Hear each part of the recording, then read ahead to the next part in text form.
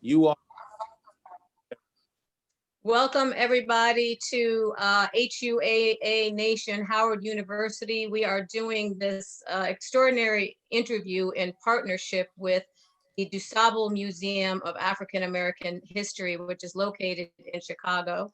It's the oldest African American museum in the country and is also a Smithsonian affiliate.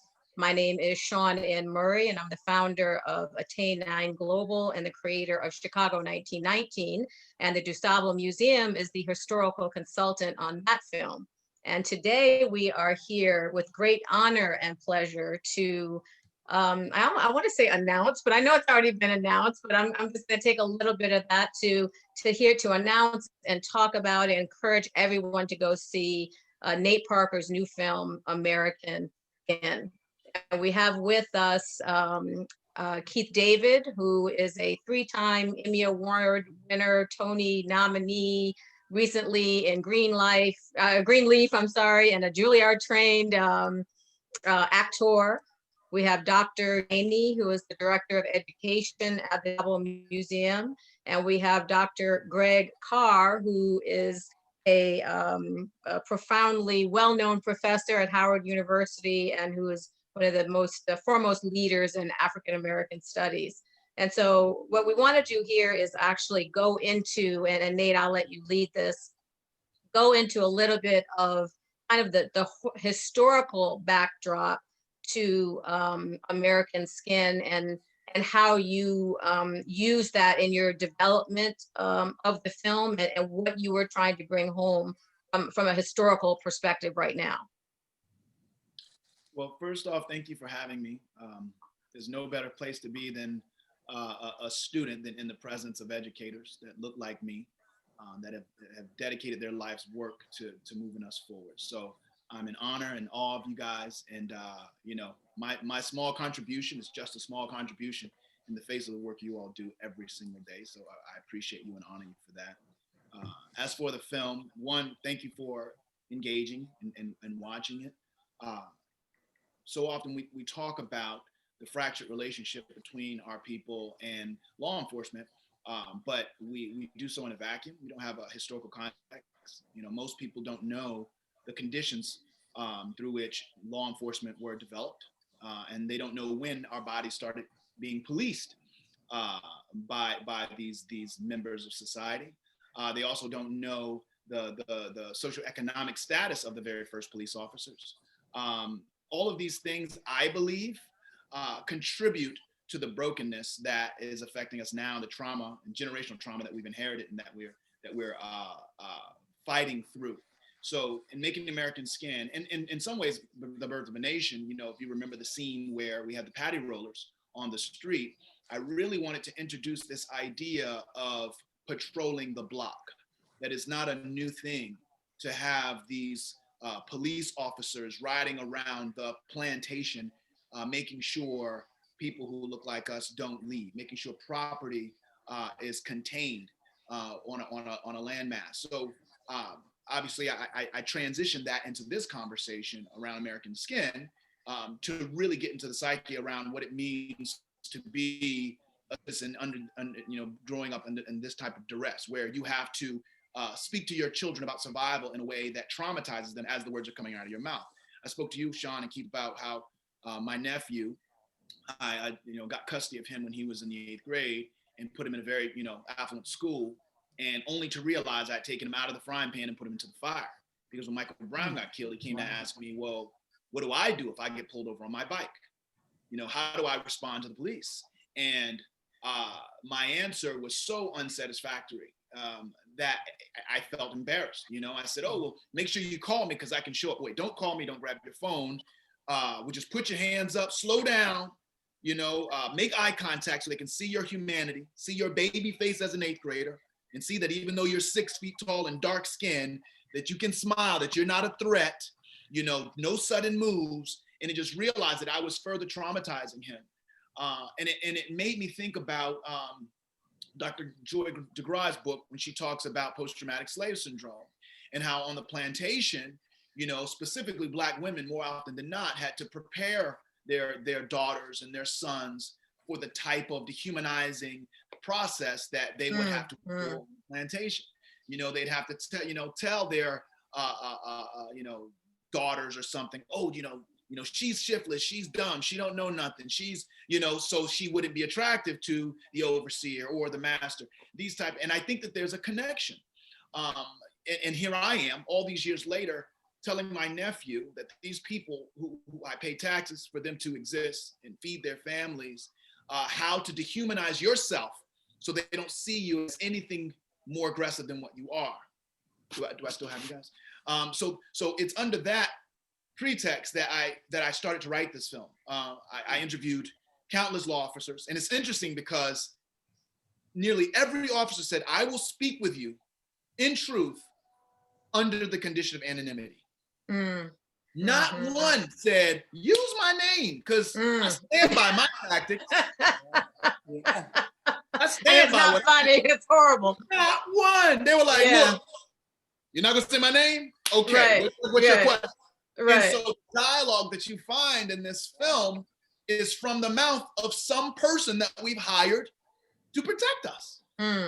It's just real. I didn't make up, it was all of these things, and I dramatized, put them together so it made sense in the narrative.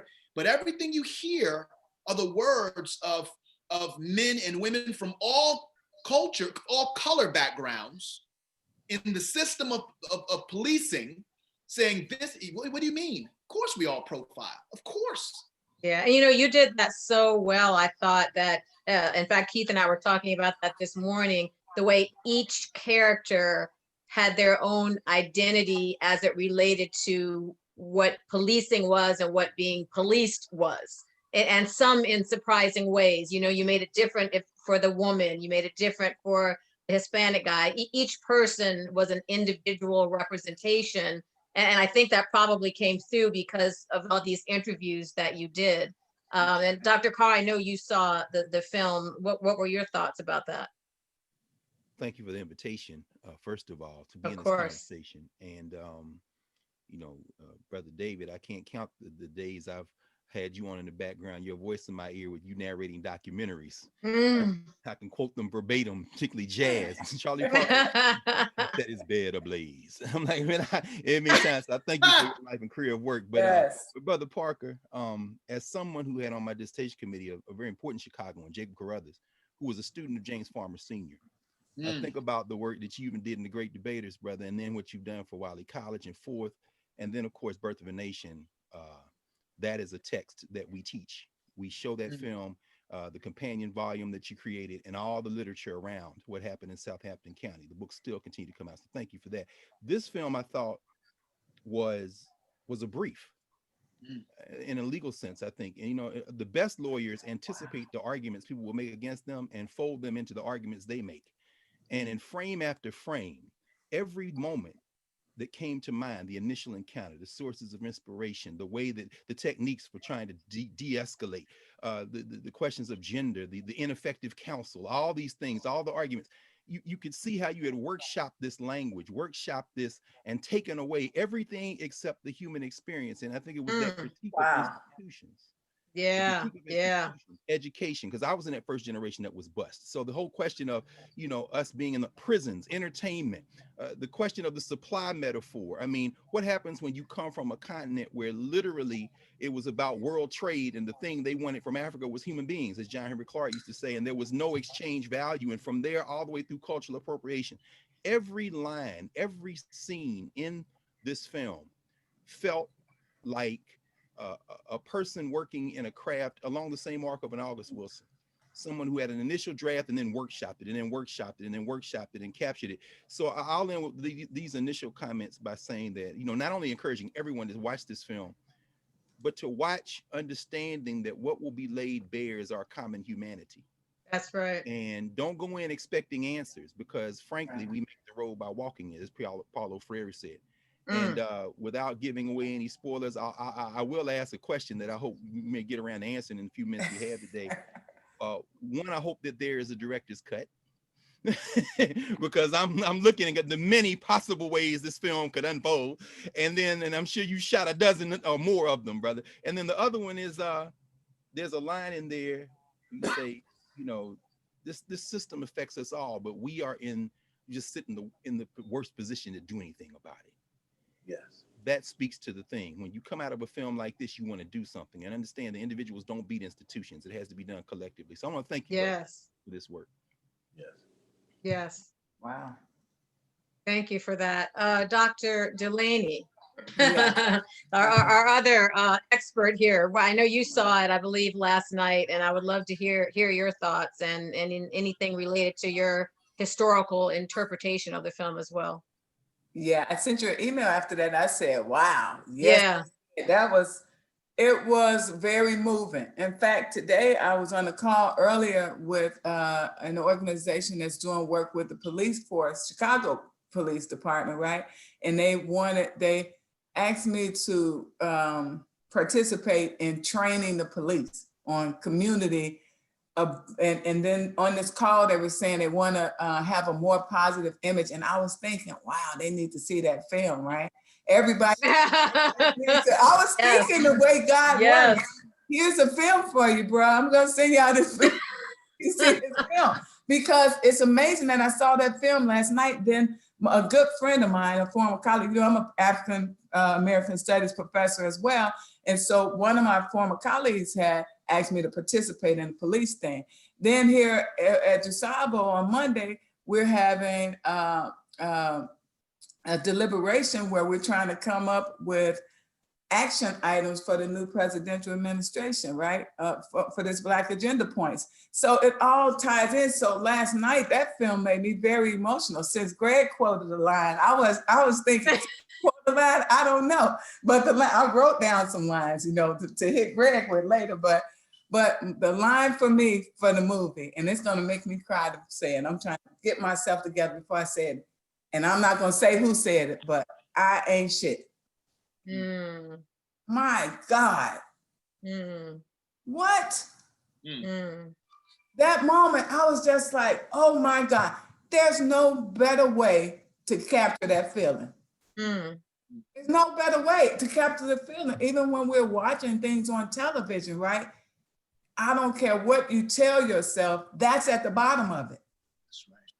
When you watch legal lynchings, right? Yeah. Modern day legal lynchings, that's at the bottom of it. When I have to tell my son not to go to a party and he's 30 years old, tell my daughter, oh, you're going there, all the things I did, you know what I'm saying? That's at the bottom of that. There's nothing else that captures that I've ever seen in a film other than that one line. It was just phenomenal. That was, and it's that moment in particular is phenomenal. But you said something interesting about being addressed to what do we do to change the image? Now, to me, that's telling, because you got to change a man's thinking. It's not about what you look like. It's about how you are. Wow. How are you going to change? How are you going to change your way of being? Not just what you look like, despite what you look like. Right. That's right. Yeah. That's where the changes got to come. We have to not only look at ourselves differently, we have to look at humanity differently. Yes. Just like every white man is not the enemy, and sometimes he doesn't know he's not the enemy. Yeah. Absolutely. I can hold him accountable and responsible for what he doesn't know, but I cannot blame him for what he doesn't know. Right. The thing that stood out to me the most about the film was the subject of accountability. Yes. How and when are we going to hold the police force accountable for what they do? Listen, people make mistakes. If this guy is not the only person who was afraid they're going to be drawn on, so they shoot first. It happens, when they talked about black on black crime, it's because somebody felt threatened. I'm going to shoot first. Right. But when are you going to? When do we take the pause as patriots, as a people, just as another human being? before you let your temper and your temperament escalate, before you go from 0 to 60 like this, right now, when do you pause and say, whoa, wait a minute? And just because somebody said something that you didn't like doesn't mean your life is threatened. Right. Because your ego was hurt. Mm-hmm. And when do we learn that, I'm not my ego, and just because my ego gets insulted by something, I don't have to act upon that. And I'm glad you pointed that out. That's the in our deliberation on Monday, we're going to talk about police accountability, because if you know that there's none, then I'm pretty sure you'll be quicker to respond. If your friend went to jail for murdering somebody, Yes. I bet you'll slow down. Or guess what else? Or you'll try to work through that fear. If you're afraid of black skin, then you need to go get some courage classes or get another assignment, right? Yeah, absolutely. If you think you're gonna go to jail for it, I bet you try to go get some and try to know the people more so you won't fear that skin. Right. And Dr. Dulaney, Chicago, people see Chicago as this seat of violence, which we know is inaccurate. And, I spoke recently, actually, Perry mentioned to me that the great nephew of your Mayor Daley wrote an article recently where he talked about the Daley family being a family of white supremacists. And I had then the opportunity to speak with him, and he's going to be part of a commission that I'm working on actually with you guys, where we're going to, I said, you can be a part of now making the change rather than just talking about the change. And this commission is going to reflect a lot of the things that we were studying back literally 101 years ago in 1919. So I do think, and this leads me to a question I had spoken to Keith about this, Nate. I really know that a wide variety of people need to see this film demographically. And how do we get the people who need to see this film, and we need to see it too, but how do we get everybody who needs to see this film to see this film? The answer, a pandemic. There's no pressure for box office. There can be no divisive tactics or gaslighting when it comes to our narrative, because everyone's home. Yeah, so good. Yeah. This is what's gonna happen. This is how I God's timing is so perfect. I can only imagine a cop seeing this film, whatever color, calling another cop saying, "Did you see American Skin?" Right. Yes. I'm not watching that SISH. I get that, but nobody's around. Send your family to the park. Just press play and just go to the middle. Yes. Play for 15 minutes and call me back. Yes. We've never been in this situation before. Yeah. God is the great architect. Because look, and my brother Keith will tell you, you'll make a film that is designed to be a lightning rod to the spirit of your people and the ones who oppress them. And all of a sudden, like, the box office, it's a flop. And everyone's like, oh, it's a flop. Right, exactly. Right. You can't do that now because nobody has anything else to do. Exit stage right. No one watches the film. And then you ask them years later, did you see that film? It was a flop, right? Right.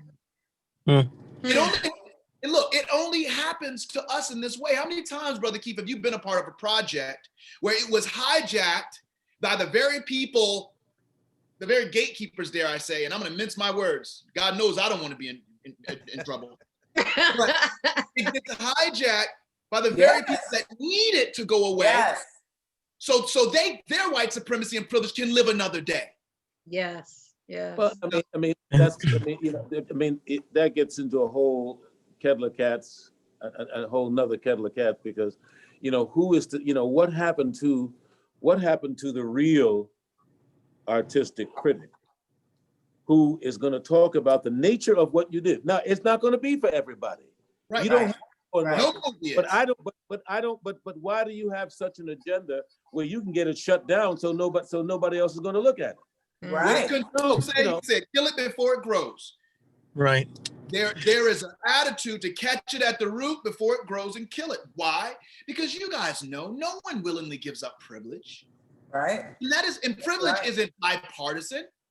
You know, we like to just say the right, but the reality is there are a lot of people that benefit that aren't, you know, far right, evangelical, whatever you want to call them. You know, it's like if we're really wanting to have a conversation, and that's what the film tries to do, tries to force the conversation, because we play around the conversation and use it as a buzzword to kind of pretend to ourselves that we're knee deep and we've rolled up our sleeves. We have not.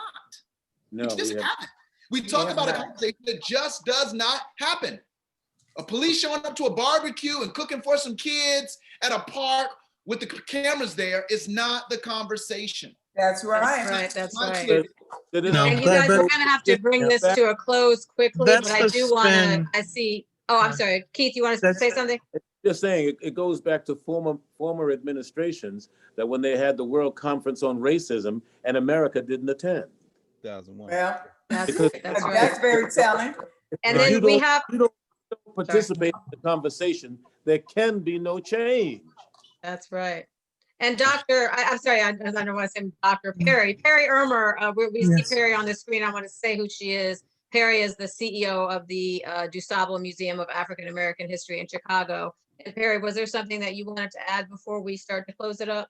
Yes, I would. And the fact that we were doing this Martin Luther King Day webcast with our education team on Monday and visiting these policy issues that are so pertinent and so ripe and so aligned. You know, this really is a karmic, a spiritual alignment of this message that we see on the TV, have seen since last Wednesday. What the image is the truth, right? We know how Black and brown and Muslim people would have been treated on those state capitol steps. There would have been a river of blood, okay? And so when we look at things that Black people must do, you can't separate yourself from politics if you're Black in America. Right? And you can't separate yourself from policy and being active on the policy side. So when you look at the action items, like Nate, you were saying we want to act now. How do we act? We degrade or we eliminate qualified immunity, right? We make these officers accountable. They're licensed to kill, yet they have no requirement for personal liability insurance, right? And the taxpayers who pay their salaries also pay the settlements from when they shoot us to death, right? Wow.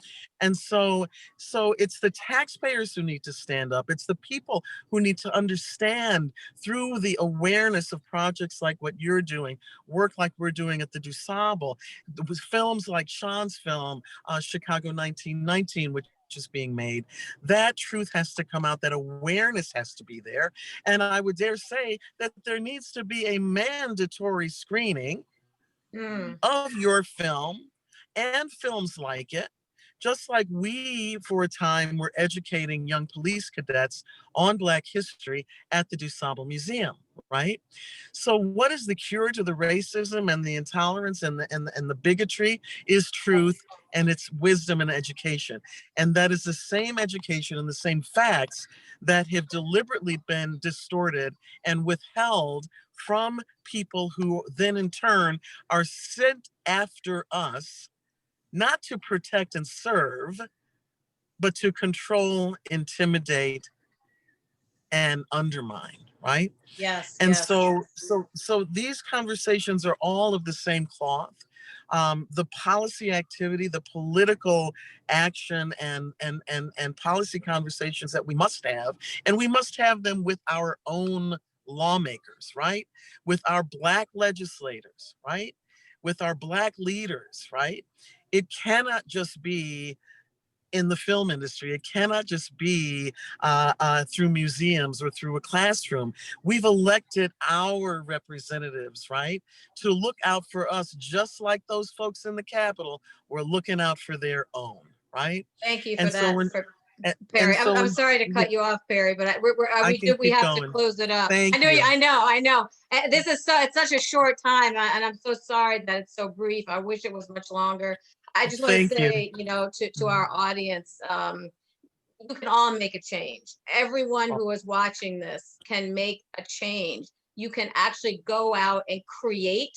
It's how you live your life, what you say in the world, what you contribute. And this conversation is such a perfect example of seeing Black people who don't know each other come together and show our support. I had never seen Nate's face live until today, but what I wanted to do was support him. And this is what we do at Howard University. And everybody knows what Howard University is now, as we have our soon to be Vice President, Kamala Harris. And we are so proud. And we are so proud of you, Nate. I'm so proud of everyone on this screen. Keith, Amen. Dr. Carr, Terry Ermer, Dr. Dulaney just popped off. And the last thing I just want to say is everyone, please go out and see this film, American Skin. Go out and see it, go out and support it. It's a phenomenal film. Watch it with your friends. As Nate said, you can watch it at home in private and no one will see you cry, because you will cry and it will change your life. And thank you. Thank you, Nate. We love you. Thank you, my brother. Thank you. Yes. Appreciate you. Thank Yes. you so much.